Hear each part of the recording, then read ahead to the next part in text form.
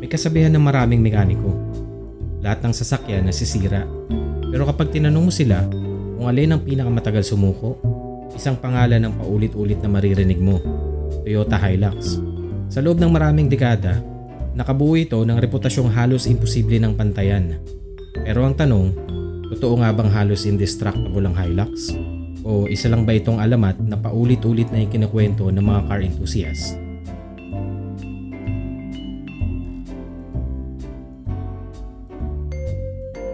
Kapag iniisip natin ang Toyota Hilux, madalas pumapasok agad sa isip natin ang salitang matibay. Pero ang reputasyong yun, hindi binili ng Toyota gamit ang commercials. Hindi rin ito nabuo dahil sa social media. Sa katunayan, libong-libo na ang nagpatunay nito bago pa sumikat ang internet. Sa mga bukirin, sa mga minahan, sa mga construction site, at sa mga lugar na halos wala ng kalsada. Habang ang ibang sasakyan ay kailangang magpahinga, ang Hilux tuloy lang sa trabaho. Unti-unti, umalat ang kwento. May Hilux na umabot ng daang-daang libong kilometro, may ilan pang ang lumagpas ng kalahating milyong kilometro na ang major engine repair ay hindi pa rin kailangan. Siyempre, hindi ibig sabihin nito na hindi na nasisira ang Hilux. Lahat ng makina may hangganan, pero ang pinagkaiba, mas matagal bago ito sumuko. At doon nagsimula ang alamat. Hindi dahil sinabi ng Toyota, kundi dahil sinabi ng mga taong araw-araw itong ginagamit.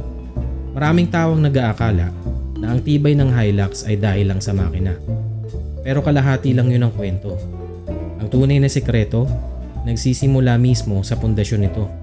Hindi tulad ng karamihan ng mga sedan, ang Toyota Hilux ay gumagamit ng ladder frame chassis. Isipin mo ito bilang isang napakatibay na bakal na hagdan. Dito nakakabit ang makina, suspension at buong katawan ng sasakyan. Dahil dito, mas kaya nitong sumalo ng mabibigat na karga, mas matatag sa lubak, at mas handa sa matitinding kondisyon. Idagdag pa rito ang simple ngunit subok na suspension design. Hindi man ito ang pinakakomportableng pickup sa mundo, ginawa ito para sa tibay, hindi para sa lambot ng biyahe. At syempre, nandyan ang mga diesel engine ng Toyota. Hindi sila kilala bilang pinakamalalakas. Hindi rin sila ang may pinakamaraming horsepower. Pero kilala sila sa iisang bagay, consistency. Kapag regular ang maintenance, kayang tumakbo ng napakahabang panahon. Ito ang filosofiya ng Hilux. Hindi ito ginawa para manalo sa drag race. Ginawa ito para makauwi, kahit gaano pa kahirap ang dinadaanan. Pero kahit gaano pa karaming kwento ang marinig natin tungkol sa tibay ng Hilux, may isang pangyayari ang tuluyang nagdala sa pangalan nito sa buong mundo.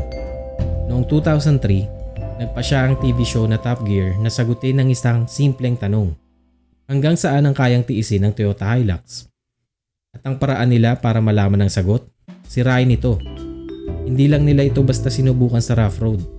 Sinadya nilang iparanas dito ang mga sitwasyong halos walang sasakyan ang gugustuhing maranasan. Binangga, inampas ng bumabagsak na bagay, iniwan sa dagat habang high tide, sinunog, at sa huli, inilagay pa sa ibabaw ng isang gusaling na katakdang gibain. Nung gumuho ang gusali, kasama ring bumagsak ang Hilux. Sa puntong yun, halos lahat ay sigurado na tapos na ang kwento nito. Pero nang subukan nilang paandarin, may nangyaring hindi inaasahan. Matapos ang ilang simpleng pagkukumpuni, umandar muli ang makina. Hindi ito magic. Hindi rin ito nangangahulog ang hindi na ito nasira. Pero sapat na yun para mapahanga ang milyong-milyong manonood. At mula nun, hindi na lang ito basta pickup, naging simbolo na ito ng tibay.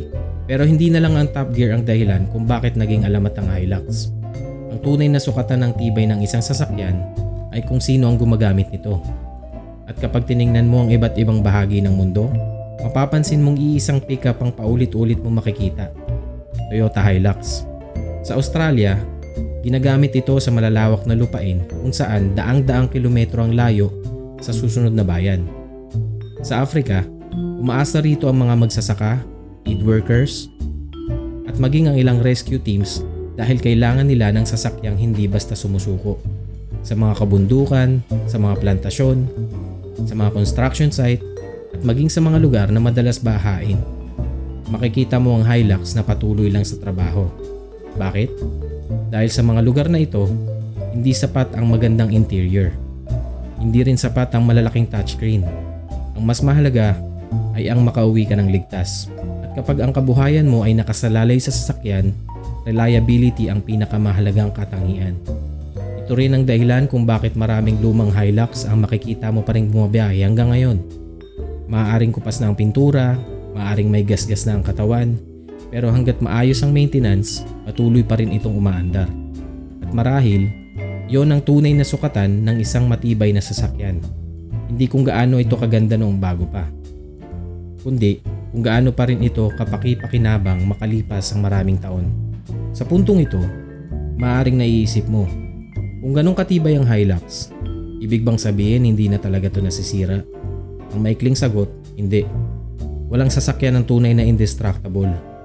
Kahit gaano pa katibay ang isang pickup, kung pababayaan ng maintenance at kung palaging overload o kung aabusuhin sa maling paraan, darating pa rin ang panahon na masisira ito. Ang makina ay napupudpod, ang suspension ay naluluma, at ang bawat pyesa ay may hangganan. Pero ang pinagkaiba ng Hilux, hindi ito madaling sumuko. Hindi ito naging alamat dahil hindi ito nasisira. Naging alamat ito dahil kahit sa mga kondisyong sumusuko na ang ibang sasakyan, patuloy pa rin itong lumalaban. At yun ang dahilan kung bakit hanggang ngayon, isa pa rin ito sa mga pinagkakatiwalaang pickup sa buong mundo. Sa huli, hindi horsepower, hindi laki ng touchscreen, at hindi rin ang dami ng features ang bumuo sa reputasyon ng Toyota Hilux. Ang tunay nitong lakas ay ang tiwalang nakuha nito sa mga milyong-milyong tao sa loob ng maraming dekada. Mula sa mga magsasaka, construction workers, mga rescuer, hanggang sa mga ordinaryong motorista. Iisa lang ang dahilan kung bakit paulit-ulit nila itong pinipili. Dahil kapag kailangan mong makarating, gugustuhin mo ng sasakyang mapagkakatiwalaan. Kaya sa susunod na may marinig kang nagsabing hindi talaga namamatay ang Hilux, alalahanin mo, hindi yon dahil perpekto ito, kundi dahil paulit-ulit nitong napatunayan na kaya nitong lampasan ang mga pagsubok na bibihirang kayanin ng iba. Marahil, ito ang tunay na kahulugan ng pagiging isang alamat. Sa tingin mo, karapat-dapat bang tawaging halos indestructible ang Toyota Hilux? O may ibang pickup na sa tingin mo ay kayang tapatan ng reputasyon nito?